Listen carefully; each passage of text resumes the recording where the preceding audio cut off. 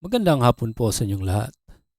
Narito na po ang resulta ng Lotto ngayong 2 p.m. draw, August 23, 2026 para sa mga games na 2D Lotto at 3D Lotto.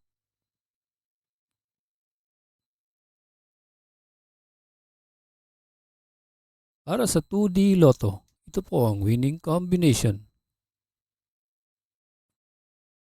30 and 26 in exact order.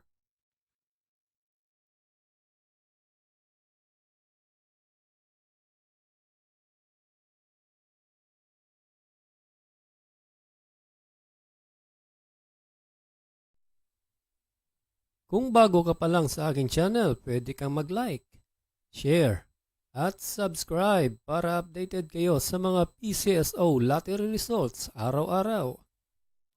At para sa 3D Lotto, ito po ang winning combination: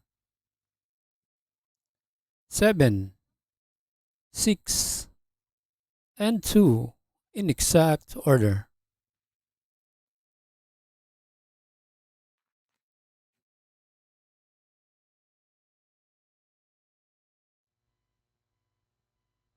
Salamat po sa panonood ng Lotto Results Today by Mr. Wi-Fi. Good luck at maglaro ng responsable. Huwag kalimutang mag-like, share at subscribe. Hanggang sa muli, paalam po sa inyong lahat.